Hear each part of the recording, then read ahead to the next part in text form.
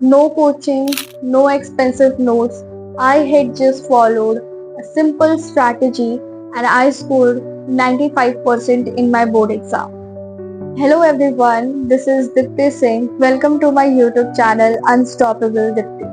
And in this video, I am going to share that how you can score more than 95% in your board exam. And there are only 5 strategies that I had followed, जो कि आप भी इसे follow करके बहुत अच्छा marks score कर सकते हो। ठीक है, so let's start. The first strategy is stick with NCERT. ठीक है, मैं जानती हूँ आप लोगों ने इसे पहले भी सुना होगा कि सब लोग बोलते हैं एनसीईआरटी फॉलो करो, लेकिन इसके पीछे का लॉजिक आपको भी अच्छे से पता है कि एनसीईआरटी से ही आप आंसर राइटिंग करोगे, एनसीईआरटी से ही आपके एमसीक्यूज बनेंगे। And please believe me honestly, मैंने ना कोई गाइड बुक खरीदी थी, ना मैंने कोई रेफरेंसेस बुक खरीदे थे। मैंने सिर्फ और सिर्फ एनसीईआरटी को ही पढ़ा था। और ये भी बता दो, मैंने 20 से ज्यादा बार ही शायद एनसीईआरटी बुक्स पढ़ी थी अपने टाइम पे। सो एनसीईआरटी के साथ स्टिक करना is very important. Okay, now the second strategy is making notes. यार हम लोग क्लास 6 से एसएसटी सब्जेक्ट पढ़ते आ रहे हैं और हमने अपने 11th में ह्यूमैनिटीज चूज किया था, तो हमें तो नोट्स बनाने आने ही चाहिए। ठीक है, it is compulsory. So notes बनाने का लॉजिक ये होता है कि जब आपके एग्जाम्स आते हैं तो आपके पास इतना 1 या 2 दिन में इतना टाइम नहीं रहता कि आप 4-5 चैप्टर एक साथ पूरा रिवाइज कर सके। तो आप लाइन बाय लाइन तो वापस नहीं पढ़ सकते because you have very ample amount of time. तो उस केस में आप क्या करोगे, आप नोट्स अगर आपने बना के रखे हुए हैं तो वो नोट्स आपको बहुत हेल्प करते हैं। और अगर आपको नोट्स बनाना नहीं आता है सो डोंट वरी, मैं हर चैप्टर के notes I will upload on this channel so that you can get these all notes and it will help you for your board exam. ठीक है, नोट्स बनाना बहुत इजी होता है। एंड एक और बात मैं बताती हूँ, बिना नोट्स के भी काम चल जाता है, लेकिन सिर्फ काम चलता है, आपको काम दौड़ाना है, तो इसलिए नोट्स बहुत ज्यादा इम्पोर्टेंट हैं। ठीक है, और मेक श्योर आप दूसरों के हैंड रिटन नोट्स ना लेकर आप अपने खुद के नोट्स बनाओगे तो आपको समझ आएगा कि आपकी अंडरस्टैंडिंग कितनी है और आप कितना समझ सकते हो और आप कितना लिख सकते हो। और जितना आप अपने आप को ज्यादा अच्छे से समझोगे, आप उतना ही बेस्ट आंसर कर पाओगे यार। ठीक है, and I can believe in you, आप लोग कर सकते हो। The third strategy that I know कि आप बहुत एंड टाइमिंग में करते हो, लेकिन ये बहुत इंपॉर्टेंट है, एंड दैट इज मैथ्स। ठीक है, हम लोग हमेशा मैथ्स को एंड में रखते हैं, एंड में हम सॉल्व करेंगे, but please trust on me कि मैथ्स बहुत इंपॉर्टेंट होता है। जियोग्राफी, हिस्ट्री, पॉलिटिकल साइंस, सब में मैथ्स आते हैं और ये सारे के सारे मैथ्स आपको प्रैक्टिस करनी है। अगर आपको पता है, अगर आप आंसर में एक स्पेलिंग रॉन्ग कर दो ना तो आपके मार्क्स नहीं कटेंगे, लेकिन अगर आपने मैथ्स में अगर आपने एक जगह उधर इधर कर दी ना तो आपके डायरेक्टली मार्क्स काटेगा एग्जामिनर। तो मैथ्स को तो आपको बहुत अच्छे से प्रैक्टिस करनी पड़ेगी, मतलब पड़ेगी। Now let's come on the fourth strategy, and the fourth strategy is MCQs. देखो, आपके पूरे पेपर में MCQs एक ऐसा वेटेज उठाता है जहाँ पे एक टॉपर भी ना एवरेज बन जाता है। ठीक है, अब ये कैसे, आपको पता है एनसीईआरटी से ही सारे MCQs बनते हैं। सो अगर आपने एनसीईआरटी अच्छे से पढ़ी तो MCQs भी अच्छे से होंगे, लेकिन MCQs तभी अच्छे से होंगे जब आप उसको और अच्छे से प्रैक्टिस करोगे। देखो, मैं इसका एक लाइव एग्जांपल हूँ। मैंने क्या किया था, मैंने अपनी सारी की सारी जो भी एनसीईआरटी बुक्स है, मैंने उन्हें लाइन बाय लाइन बहुत अच्छे से रीड किया था। मैंने 1 नहीं 2 नहीं 20 बार से ज्यादा रीड किया होगा। उसको रीड करने के बाद मैंने क्या किया, मैंने सबके नोट्स बनाए थे। ठीक है, जो कि मुझे एंड टाइमिंग में फाइनल रिवीजन के लिए काम आता था। मैंने मैथ्स ऑलरेडी प्रैक्टिस करके रखी थी।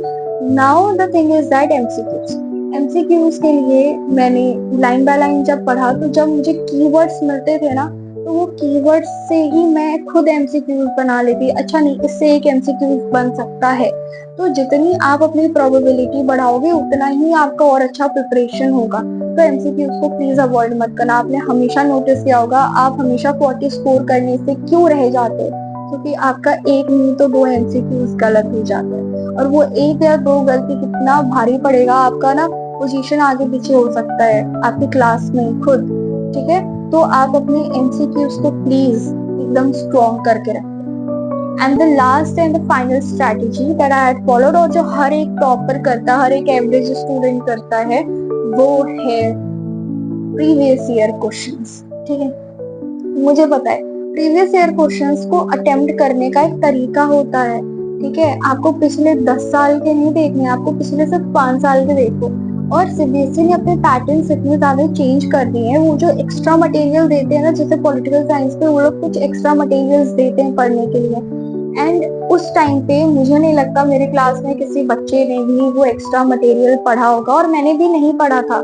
लेकिन यार एक दिन एग्जाम के पहले आई थॉट कि चलो एक बार देख लेते हैं, एंड यू नो व्हाट, उसमें से 2-3 क्वेश्चंस आए थे उस एक्स्ट्रा मटेरियल जो आपके बुक में भी नहीं होता। एनडीए लाइंस पे आया था, बीजेपी पे आया था, ये सारे के सारे क्वेश्चंस आए थे पॉलिटिकल साइंस में जो एक्स्ट्रा मटेरियल दिया गया था। तो प्रीवियस ईयर के क्वेश्चन, लास्ट 5 ईयर के क्वेश्चंस तो आप पक्का ही सॉल्व करो। ठीक है, उसके एमसीक्यूज पैटर्न को देखो, उसके जितने भी क्वेश्चंस हैं उन सबको ढंग से एनालाइज करो, जिससे आपको हेल्प होगी ताकि आप अच्छा मार्क्स स्कोर करो। अच्छा, एट दी एंड मैं ये कहूंगी कि आप ये बोल रहे हो, तब ये आप बोलोगे कि आप तभी से बता रहे हो अच्छा मार्क्स स्कोर करो, अच्छा मार्क्स स्कोर करो, but why it is needed, अब तो सीयूईटी एग्जाम है। बट ऑनेस्टली मैं आपको एक बात बताती हूँ, सिर्फ और सिर्फ मार्क्स मैटर नहीं करता, लाइफ में कुछ और चीजें मैटर करती है, जैसे है रिस्पेक्ट। ठीक है, जैसे है अपने माँ बाप की खुशी, ये हर एक बच्चे के लिए बहुत जरूरी होती है। आप सीयूटी आराम से कर लोगे, लेकिन वो तभी कर पाओगे जब आपका क्लास 12th अच्छे से जाएगा। ठीक है, फिर आप अपने माँ बाप को प्राउड फील करा सकते हो, क्योंकि अगर आप 90% स्कोर करोगे, आपका तो पता नहीं, उनकी रिस्पेक्ट लेवल बढ़ती है। ठीक है, ये witness, I am the witness of it, and those who have scored more than 90% they will agree with me. ठीक है, and the last is that कि सीयूईटी में अगर सपोज आउट ऑफ 800 अगर आपने 750 स्कोर किया है, एक और स्टूडेंट ने भी 750 स्कोर किया, और आप दोनों को सेम ही कॉलेज में जाना है, तो वो कॉलेज आप दोनों में से किसको चूज करेगा यार? एक इंसान के 90% है और एक इंसान के 95% है, तो वो जो स्कूल, वो जो यूनिवर्सिटी होगी, वो खुद 95 वाले को चूज करेगी। तो परसेंटेज यहाँ पे मैटर करता है। ठीक है, और आपके रिस्पेक्ट के लिए तो करता ही करता है। तो अच्छा स्कोर करना is very important in class 12। Yes, it is important. Plus आपको स्कूल से भी कुछ पर्क्स मिलते हैं। ठीक है, रिस्पेक्ट मिलता है, बोर्ड पे नाम आता है, वो सब अलग लेवल की फीलिंग होती है। ठीक है, एंड एट द एंड मैं ये कहूंगी कि अगर मेरे जैसी लड़की अगर कर सकती है ना, तो आप लोग भी कर सकते हो। मैं कोई बहुत बड़ी टॉपर नहीं हूँ, और ना ही मैं एवरेज लड़की हूँ, मैं सिर्फ एक हार्ड वर्किंग लड़की हूँ, जो हार्ड वर्क करके ये इतना तो मैंने स्कोर कर लिया। तो मुझे लगता है कि आप लोग भी स्कोर कर सकते हो, और I can believe in you, आप लोग कर सकते हो। ठीक है, the thing is that you are not lazy और you are not weak, you just have to be unstoppable. Daily 2 घंटे तो पक्का पढ़ाई करो यार। नहीं पढ़ने का मन कर रहा है, कोई नया चैप्टर स्टार्ट करने का नहीं मन कर रहा है, तो पिछले वाले को ही बस रिवाइज करके सो जाओ। एटलीस्ट यू वोंट फील कि आज का दिन मैंने वेस्ट किया है। मैं यही करती थी, नहीं मन करता पूरे दिन पढ़ने का, but you can do it. और ये स्ट्रैटेजी आपको ऑलरेडी पता है, लेकिन आपको रिमाइंड कराना, आपको बताना बहुत जरूरी है। ठीक है, ताकि आप उधर इधर सोर्सेस के लिए भटको मत। आप सिर्फ अपने ऊपर भरोसा रखो, एनसीईआरटी बुक उठाओ, नोट्स बनाओ, एमसीक्यू सॉल्व करो, प्रीवियस ईयर क्वेश्चन सॉल्व करो, एंड प्लीज मैथ प्रैक्टिस करो। And I hope you will find this video very useful for your board exam. चाहे आप क्लास 10th के हो, चाहे आप क्लास 12th में हो, एसएसटी तो दोनों में ही है। प्लीज इसे फॉलो करो। ठीक है, and I am proud of you, and do your best in your board exam. Best of luck. Thank you for seeing this video. Bye.